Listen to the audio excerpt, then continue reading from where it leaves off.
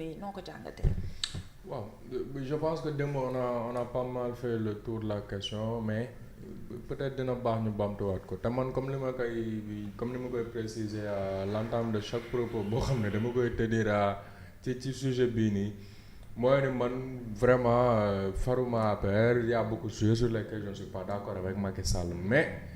nit ki itam foog nga nangul ko li nga xamante ne bii suñu borom moo ko dara jaale suñu borom moo dogal ci moom mu doon un grand dirigeant. Maanaam son bilan à la tête de l'État du Sénégal comme toute œuvre humaine n'est pas parfaite. Il y a beaucoup de sujets yu nga xamante ne bii lu mel ni traque des biens mal acquis lu mel ni benn moment posture politique bu mu amoon je vais réduire l'opposition à sa plus simple expression et cetera doon na ay quelques mbir yu nga xamante ne bii man je ne suis pas d'accord là-dessus je ne serai jamais d'accord là-dessus waaye. bu ñu ñëwee ci liggéey bu ñu ñëwee ci compétence bu ñu ñëwee ci bilan bu ñu ñëwee ci actif ak passif bu ñu ñëwee ci lan la def bu ñu ñëwee ci lan la xam boo koy déglu muy wax ci àdduna muy wax ci Afrique muy wax ci climat muy wax ci développement muy wax ci électrification rurale di nga xam ne kii wax boroom xam-xam la am na lu mu xam. te xam-xam bu muy wax du xam-xamu professeur d'université wala chercheur xam-xamu praticien la mooy ko nga xamante ne bi dund na terrain bi identifier na ay problème apporter na ci ay solution changé na il a fait bouger des choses même si comme je le dis àdduna moom lépp loo gis l'œuvre humaine n'est jamais parfaite àdduna lépp actif ak passif la y a du bon et du moins bon mais nañ ko nangul li ma fi cité léegi mooy c'est un leader c'est un dirigeant te loolu li koy étayer c'est son parcours politique d'abord son parcours politique je pense que rare na en tout cas néew na homme politique bu pendant autant de temps bu graver aussi vite les échelons et avec le temps il n'a pas disparu maanaam yàgg nañ ci scène politique sénégalaise Abdoulaye Wade créé na ay homme politique yu bëri yoo xamante ne bi au fur et à mesure seen évolution parfois ñu réer quoi ñu réer parce que ay dissensions politiques ñu réer pour des questions de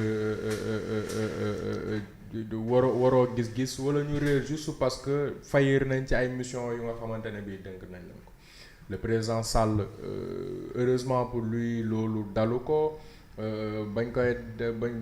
ko defee DG il a fait bouger des lignes bañ koy def ministre d'état maté na ko ba ñu def ko bañ koy def ministre ba muy nekk ministre de l'intérieur organiser na fi ay élection nekk na fi directeur campagne Ablaye Wade daal di gagné yooyu la élection nekk na fi président de l'Assemblée ba mu nekkee président de la République aussi yemul bu ñu génnee sax gestion wu Sénégal à proprement parler bi nga xamante ne bi wax naa ci léegi mais posture am sur le plan africain sur le plan international jiite na CEDEAO jiite na Union africaine tey jii loolu rek benn mandarga la ci en termes de diplomatie ni ñu wàccee on se gargarise d'être à la tête de la commission organisation de la CEDEAO su ma juumul xaw ma CEDEAO xaw ma africaine alors que sous le maintien du président Sall et du président Wade sax ñun dañ doon xëccoo les premiers postes nekkuñu woon ay second nekkuñu woon ay suiveurs on était les leaders on était la locomotive même si nous ne sommes pas le plus grand pays en termes de superficie nous ne sommes pas le pays le plus riche ci zone bi nga ak ci réew yi ñu ko seqal mais doon nañ en tout cas une locomotive te loolu lu ñu ko may encore une fois ressources humaines de qualité boobu noonu la ak ay leaders yu nga xamante ne bii ay bopp lañu ay borom xam-xam lañ.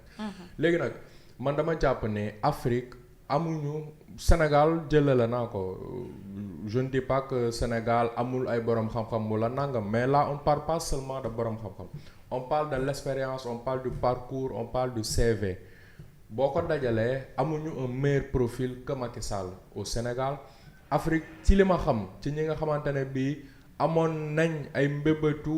jiite secrétariat général ONU déjà que africains yi bëriwuñu gisuma ko ci gën le profil le président Sall parce que lim naa fi Union africaine lim naa fi CEDEAO mais mën nañ lim aussi ne Macky Sall dafa xeex ba réew Afrique yi bokk ci décideurs yi ca G20 ñun G20 dañu fa réew Afrique yi dañu fa daan invité pour ñuy déglu waaye daf ak ñuy lancer ay plaidoyer mais dafa fexe ba ñu bokk ci table ca table ba te loolu je pense que boo ko jëlee nga toftal ko avec les rapports qu'il a ak ay chef d'état yoo xam ne daanaka du ñu jaaroo taal xam nga ku mën a wax ak président wu Chine mën a wax ak président wu Russie mën a wax ak président wu États-Unis mën a wax ak président wu France te je dis wax ak mais ci ñenn ci ñoom da ngay dégg ñoo naan Macky Sall kat sama xarit la Macky Sall kat sama wëlëre la ba gis nañu récemment bi nga xam ne jógee na ci pouvoir bi comment la royauté marocaine ni nga xamante ne bi noonu lañ ko traité mettre ko sur un piédestal je pense que c'est un très bon profil te mu doon profil bu nga xamante ne bi moo gën a sax riche nañ ma baala bu Tros Ghali wala bu Kofi Annan parce que bu Tros Ghali ñu ngi fàttale ne ba muy jiite ONU ci lam jóge woon mooy ministre d'État ministre des affaires étrangères et cetera mu nekkoon nag ko xarañ lool ci ministère des affaires étrangères lu réewam mais nekkul woon président de la République par exemple musul jiite Union africaine par exemple bu ñu jëlee kaw Kofi Annan c'est quelqu'un boo xamante ne bi ci système Nations Unies bi la mus di nekk un profil bu riche mais xam nañ aussi ne li ko gën a teg ci bopp Nations Unies bi c'est parce que États-Unis déggootul woon avec Boutros Ghali et il fallait aussi reprendre un Africain et il avait le profil onusien avec le parcours assez riche aujourd'hui nag on a un candidat boo xam ne il a un profil assez hétéroclite c'est quelqu'un qui boo xamante ne bi comme je l'ai dit son CV parle pour lui ses relations parlent pour lui ñu ngi koy gis ba mu wàccee ci boppu réew Sénégal ak léegi toogul ñu ngi koy gis fu ne ci àdduna bi ci Moyen-Orient bi ñu ngi koy gis Dubaï ñu ngi koy gis Arabie Saoudite ñu ngi koy gis France ñu ngi koy gis États-Unis muy wax sur des sujets par rapport au climat di nga xam ne sujet bu am solo la di wax sur des sujets comme la dette africaine di wax sur des sujets comme le développement di intervenir ci ay sujets yu bëri yu nga xamante ne bi ci ëllëgu Afrique ak ëllëgu àdduna la jëm kon nag kooku ñun réewu Sénégal bu ñu yàlla cëralee comme ni ñu suñu borom yàgg cëralee ñu nga xamante ne bi macha allah ay ponkal lañ ay borom xam-xam lañ li ñu mës def te war di def te war a continuer di ko def mooy di jiital Sénégal au-delà de la partisanerie politique mooy exemple bi may joxe à chaque fois man Elimane Ndiaye su may seetaan match Manchester United ak Everton puisque Manchester United mooy sama équipe mais Elimane Ndiaye il m'énerve il me fatigue parce que justement c'est un bon joueur et il joue contre mon équipe mais bu ñu ñëwee équipe nationale mais Elimane Ndiaye dama koy supporter à 100% parce que foofu maillot bi la parce que foofu drapeau bi la parce que foofu deret bi la il faut que aussi nos hommes politiques am boobu le esprit de dépassement Ablaye Wade amoon ci digganteem ak Senghor am boobu le esprit de dépassement Ablaye Wade amoon ci digganteem ak Abdou Diouf ñuy rappeler ne maanaam Ablaye Wade àggoon na ci adversité politique ak Abdou Diouf ak Senghor lu ñu ko daan dugalee kaso mais bu ñu ko woowaat ne ko kaa ñu liggéey réew mi dafa leen daan wuyu si Abdoulaye Wade yeggoon na ci adversité politique bu yéema ak Abdou Diouf mais pourtant ba mu jëlee bopp réew mi mission bi mu déplacement bi mu war a njëkk a def puisqu'il n'était pas dans les dispositions mu def ko dafa ne Abdou Diouf defal ma ko jóge foofu daal di porter sa candidature ca francophonie la candidature de Abdou Diouf à la francophonie Abdoulaye Wade moo ko porter ci koo xamante ne bii dugal na la sax kaso kon loolu lan lay tekki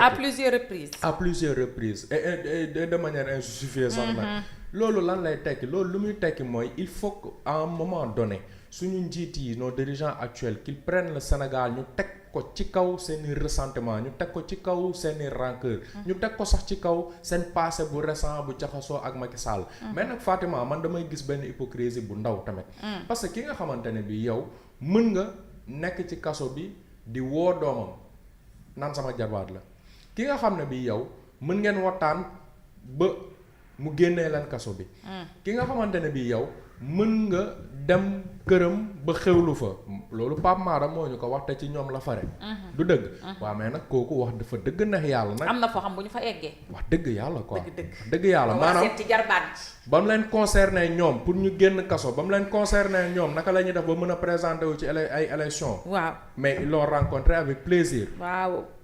normal ñu dem sax ba commencé di ko rag ak di ko sang naan moom naka du problème bi Amadou Ba mooy problème bi waa léegi yow daal bu la arrangé mën nga toog ak moom mën nga waxtaan ak moom mën nga ko nangul li mu doon